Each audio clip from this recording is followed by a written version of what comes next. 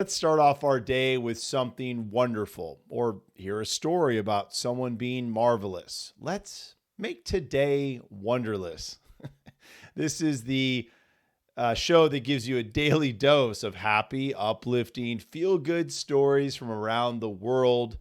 Welcome to another episode of Wonderless News. I'm Hoyt Christopher. Let's get right to it.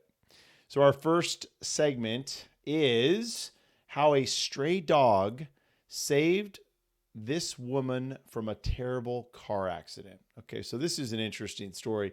This lady, Patricia Waller, she was on her way to a job interview. Okay, so she was running a little late. She's driving her car. She's stressed out, definitely, and driving too fast, she said. All of a sudden, this dog runs out in front of her car. She slams on her brakes, stops in time, doesn't hurt the dog. Thankfully, dog goes to the side of the road. And she's looking at the dog and she's kind of trying to regain herself and notices that the dog has this chain attached to it, right? But again, walking across this road. So she decides, even though she's running late, she's probably going to be later, that she wants to see if the dog has a tag and call the owner. And she's just about to get out of the car. And this car drives by her and honks its horn. And she's like, okay, whatever. And they were apparently upset that she was holding up the line or they were trying to get around her. So they went around her and she, pulled over eventually and gets out and checks out the dog and helps the dog, find its way home and find someone to help get it to where it needed to go. So, but the story is after she leaves the dog, she decides to go on her way. And she's like, I'm going to be late to my interview, but whatever. I didn't hit the dog and the dog made it back to its owner or on its way. Okay. But then as she's driving down the road, not too far down the road, she realizes that there was just an accident up ahead.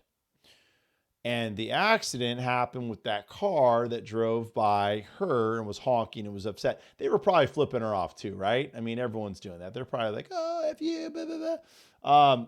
But they got an accident. And it was the car right behind her. So think about that. She goes, wow, if I had just kept going after I stopped and let the dog go by and didn't stay to get out of the car and help the dog, then that could have been me. That accident that happened with that car that went around me could have been me. And that for her is why this stray dog possibly saved her life. So we've all got moments like that, right? Like, oh, I'm driving up the 5 and I realize there's this accident up ahead. And I realized, and I saw this too. I saw that one of the cars that had passed me, multiple cars pass you on the 5 sometimes, just hauling ass. That it could have been, that car got in an accident and or got a speeding ticket. That's always the other one too, right? The car that goes around you in the fast lane because you're even at 85 and a 70, it's not fast enough. And then, a couple miles up, you see the C8, the highway patrol pulls them over and gives them a ticket. I'm like, yeah. But in this case, it saved her life. So good story. Next story. Pope Francis calls on world to decriminalize homosexuality. All right, before we all applaud, there's a layer to this. So yes, great that Pope Francis is saying, look, homosexuality should not be a crime, and called on all the countries that have laws that say otherwise, which there's 67 of them in total, that, hey, you need to decriminalize this law. This isn't fair. Now, the catch is that Pope Francis is not saying that the Catholic Church is okay with homosexuality. He's just saying that it shouldn't be criminal. Which, again, it's like, okay, you made one step forward in the right direction, in my opinion, but it was only one step.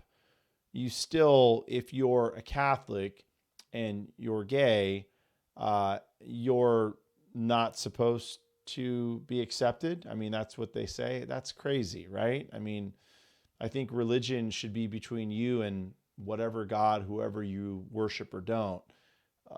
So Pope Francis, great that you're asking to have it decriminalized, but why don't you go one step further, pal, and just say, hey, be whoever you want to be.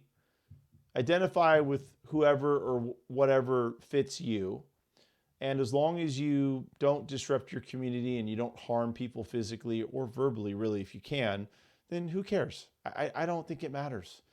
Love a man if you're a man, love a woman if you're a woman, or it just doesn't matter to me. And it shouldn't matter for the church, in my opinion. But anyways, go Popey, him and his funny hat and his bubble car. All right, so Wonderlous moment of the day brought to you by Rise by Shaman Angelina. Handmade coastal jewelry, amazing stuff. Go check it out. You need to go to the description here in the show to find that link to her website, and you can buy her stuff. It's incredible what she has. Incredible. But the moment of the day by Shaman Angelina is polar bears.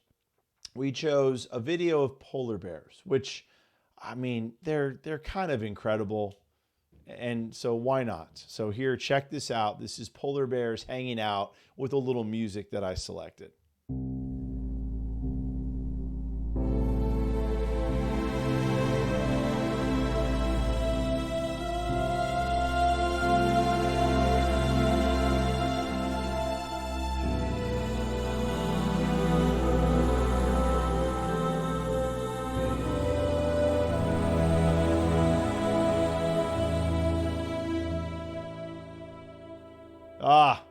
I love that. You know, they're just big, giant bears, and they're so cute, but they're so vicious.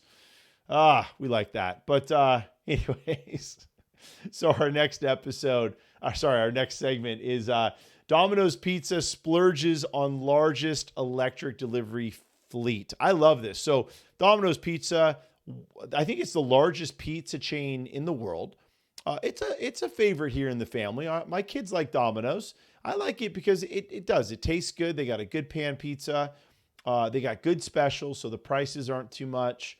And look, man, that 30 minutes or less from back in the day when they launched, it's still prevalent. We get it in about 20 to 25 minutes usually, so it's a nice turnaround. But, you know, because they're one of the largest pizza company in the world, they're wondering how can they sort of reduce some of their own carbon footprint and help out, you know, their customers and their employees. I mean, imagine if you're an employee and you want to deliver pizza, so you're using your own car, but your car takes a lot of gas. It's kind of beat up, and you know, at minimum wage, you're really not trying to, you know, go and buy an electric vehicle if that's outside your price range. So they are providing this huge fleet of Chevy EV vehicles to a lot of their chain stores, so a lot of their employees can actually drive those electric vehicles.